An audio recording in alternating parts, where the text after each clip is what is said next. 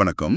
ஜூலை 14, 2025 இந்திய பங்குச்சந்தையோட நிலவரம் பத்தி கொஞ்சம் விரிவாக அலசுவோம் வாங்க. இப்போ நம்மகிட்ட இருக்கிற டேட்டா படி சென்செக்ஸ், நிஃப்டி மாதிரி முக்கிய குறியீடுகள் பாருங்க, தொடர்ந்து 4வது நாளா சரிஞ்சிருக்கு. ஆமா. ஆனா அதே சமயம் மிட் கேப், ஸ்மால் கேப் குறியீடுகள் நல்லா ஏறி இருக்கு. இதென்ன வித்தியாசமா இருக்கு? ம் நிச்சயமா இது சந்தையில ஒரு ஒரு தெளிவான பிளவை காட்டுதுன்னே சொல்லலாம். முக்கிய குறியீடுகள் இறங்கினதுக்கு காரணம் நீங்க பாத்தீங்கன்னா உலக வர்த்தக சூழல் பத்தின கவலைகள் ஒண்ணு. அப்புறம் வெளிநாட்டு நிதி நிறுவனங்கள், அதாவது எஃப்ஐஐஸ், அவங்க பங்குகளை வித்தது. அதுவும் ஒரு முக்கிய காரணம். ஐடி துறையும் கொஞ்சம் வீக்கா இருக்கு. ஓ, சரி சரி. ஆனா பாருங்க, உள்நாட்டு முதலீட்டாளர்களோட ஆர்வம் தான் அதுதான் சிறிய நடுத்தர நிறுவன பங்குகளை மேல கொண்டு போயிருக்கு. ஓகே, அப்போ இந்த பெரிய குறியீடுகளோட சரிவை இன்னும் கொஞ்சம் பார்க்கலாம். சென்செக்ஸ் 747 புள்ளி, நிஃப்டி 67 புள்ளி. ஏன் இவ்ளோ இறங்குச்சு? நீங்க சொன்னீங்கல்ல, எஃப்ஐஐ விற்பனை 10,000 கோடிக்கு மேலன்னு. அது பெரிய விஷயமாச்சே. ஆமா ஆமா. ஜூலை மாசத்துல மட்டுமே கிட்டத்தட்ட 10,000 கோடிக்கு மேல எஃப்ஐஐ வித்திருக்காங்க. இது ரொம்ப முக்கியமான ஒரு அளவு. இதுக்கு முக்கிய காரணம் அமெரிக்கா சில நாடுகள் மேல, உதாரணமா கனடா, ஐரோப்பா, மெக்சிகோ, இவங்க மேல ஆகஸ்ட் 1 முதல் புதுசா வரி போட போறாங்க. ஒரு 30-35% வரைக்கும். இது உலக அளவுல ஒரு வர்த்தக போர் வருமோங்கிற பயத்தை அதிகப்படுத்திருச்சு. அப்படியா? அதோட நம்ம டிசிஎஸ் மாதிரி பெரிய ஐடி கம்பெனிகளோட காலாண்டு முடிவுகள், அதுவும் எதிர்பார்த்த அளவு சரியா வரல. அதுவும் ஒரு பாதிப்பு. இன்னொன்று, சந்தையோட மதிப்பீடுகள், அதாவது வேல்யூவேஷன்ஸ் சொல்றோம் இல்லையா, அதுவும் கொஞ்சம் அதிகமா இருக்கிறதா முதலீட்டாளர்கள் நினைக்கிறாங்க. வேல்யூவேஷன்ஸ் அதிகமா இருக்கா? ஆமா. இப்போ நிஃப்டி 50யோட பிஇ ரேஷியோ பாத்தீங்கன்னா அதோட வரலாற்று சராசரியை விட 22.6 வர்சஸ் 22.2 கொஞ்சம் அதிகமா இருக்கு. சரி சரி, புரியுது. ஆனா இந்த பெரிய பங்குகள் எல்லாம் இப்படி சரியும் போது மிட் கேப் 0.67%, ஸ்மால் கேப் 0.57% உயர்ந்தது. ஆச்சரியமா இருக்கே, இது எப்படி சாத்தியமாச்சு? இங்கதான் உள்நாட்டு முதலீட்டாளர்களோட பங்களிப்பு ரொம்ப முக்கியமா இருக்கு. இந்தியால இப்போ 22 கோடிக்கும் அதிகமான பதிவு செய்யப்பட்ட முதலீட்டாளர்கள் இருக்காங்க. 22 கோடியா? ஆமாம். அதுவும் இல்லாம ஒவ்வொரு வாரமும் சுமார் 6 லட்சம் பேர் புதுசா இணையறாங்க. ஓஹோ. இவங்களோட முதலீடு பெரும்பாலும் இந்த மிட், ஸ்மால் கேப் பங்குகளை நோக்கி தான் போகுது. அதனால எஃப்ஐஐஸ் பெரிய பங்குகளை வித்துட்டு வெளியேறும்போது இந்த உள்நாட்டு முதலீடு சிறிய நிறுவன பங்குகளுக்கு ஒரு சப்போர்ட்டா இருக்கு, ஒரு பாதுகாப்பு வலையா அமையுதுன்னு கூட சொல்லலாம். இது கவனிக்க வேண்டிய விஷயம்தான். சரி, பெரிய நிறுவனங்கள் இப்படி இருக்கு. சில ஸ்மால் கேப் நிறுவனங்கள் பக்கம் போலாமா?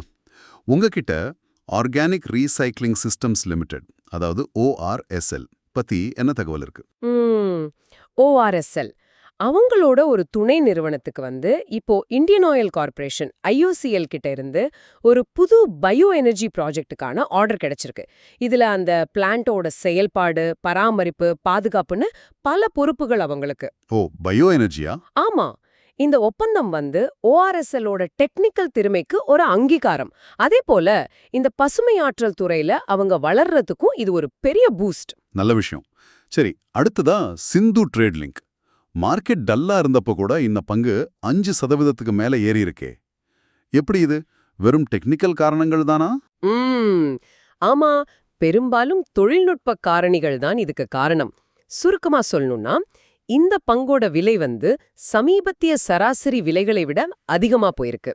அப்புறம் ட்ரேடர்ஸ் பார்க்குற சில முக்கியமான டெக்னிக்கல் லெவல்ஸ் இருக்கு, அதையும் தாண்டி ட்ரேட் ஆயிருக்கு. ஓகே. இந்த டெக்னிக்கல் சார்ட்ஸ்ல பார்க்கும்போது இது ஒரு ஏற்றத்துக்கான அறிகுறியா தெரியுது. அதனால பொதுவான மார்க்கெட் சரிவுக்கு எதிரா இதுல வாங்குற ஆர்வம் அதிகமாச்சு. இன்ட்ரெஸ்டிங். சரி, இப்போ பிசி ஜுவல்லர், இது ரொம்ப சுவாரஸ்யமா இருக்கே. 500 கோடி நிதி திரட்ட போர்டு ஓகே சொல்லியும் பங்கு விலை 3% மேல விழுந்திருக்கு. ஏன் அப்படி? இது ஒரு கிளாசிக் உதாரணம். வதந்திய நம்பி வாங்கு, செய்தியை கேட்டு வித்துவிடுன்னு சொல்லுவாங்க இல்லையா? ஆமா, கேள்விப்பட்டிருக்கேன். அதேதான். இந்த நிதி திரட்டுற செய்தி ஏற்கனவே எதிர்பார்க்கப்பட்ட ஒண்ணு. அதனால பங்கு விலை கொஞ்ச நாளா ஏறிட்டே இருந்தது. இப்போ அந்த செய்தி அதிகாரப்பூர்வமா வெளியானதுமே அந்த எதிர்பார்ப்பு முடிஞ்சிடுச்சு. ஏற்கனவே வாங்கி வச்சு லாபத்துல இருந்தவங்க எல்லாம் சரி லாபத்தை எடுப்போமேன்னு விற்க ஆரம்பிச்சிட்டாங்க. ஓ, அப்போ செய்தி வரதுக்கு முன்னாடியே ரியாக்ட் பண்ணிட்டாங்க. ஆமா, அந்த எதிர்பார்ப்புல தான் விலை ஏறுச்சு. செய்தி வந்ததும் அந்த மொமெண்டம் போயிடுச்சு. சரி. கடைசியா ஓலா எலக்ட்ரிக் மொபிலிட்டி பத்தி என்ன சொல்றீங்க? அவங்க ஒரு இன்வெஸ்டர் பிரசன்டேஷன் ஃபைல் பண்ணிருக்காங்களா? ஆமாம். ஓலா எலக்ட்ரிக் அவங்களோட இன்வெஸ்டர் பிரசன்டேஷனை தாக்கல் செஞ்சிருக்காங்க. சமீபத்துல அவங்களோட வருவாய் கொஞ்சம் சரிஞ்சிருக்குன்னு சில செய்திகள் வந்துச்சு. ஆமா, பார்த்தேன். அந்த நேரத்துல நிறுவனம் தன்னோட எதிர்கால திட்டங்கள் என்ன, வளர்ச்சி வாய்ப்புகள் எப்படி இருக்கு அப்படின்னு முதலீட்டாளர்களுக்கு ஒரு நம்பிக்கை கொடுக்க முயற்சி பண்றாங்க. இது ஒரு நல்ல விஷயம். வெளிப்படையா கம்யூனிகேட் பண்றது முக்கியம். ஆக மொத்தத்துல பார்த்தா ஜூலை 14 அன்னைக்கு சந்தை ரெண்டா பிளவுபட்ட மாதிரி இருக்கு. உலக காரணிகளால பெரிய பங்குகள் அடி வாங்கியிருக்கு. ஆமா. அதே சமயம் உள்நாட்டு முதலீட்டாளர்களோட சப்போர்ட்ல சிறிய நடுத்தர நிறுவன பங்குகள் தாக்குப்பிடிச்சு நிக்குது. கரெக்ட். இது ஒரு பிளவுபட்ட சந்தை நிலவரம் தான். இனிமே வரப்போற காலாண்டு முடிவுகளும் அப்புறம் இந்த உலக வர்த்தக பேச்சுவார்த்தைகள் எப்படி போகுதுங்கிறது தான் அடுத்த கட்ட நகர்வை தீர்மானிக்கும். இங்க நாம யோசிக்க வேண்டிய முக்கியமான கேள்வி என்னன்னா, இந்த உள்நாட்டு முதலீட்டாளர்களோட ஆதரவு இந்த குளோபல் பிரஷருக்கு மத்தியில எவ்வளவு காலத்துக்கு நீடிக்கும்? ஆமா, அது முக்கியம்.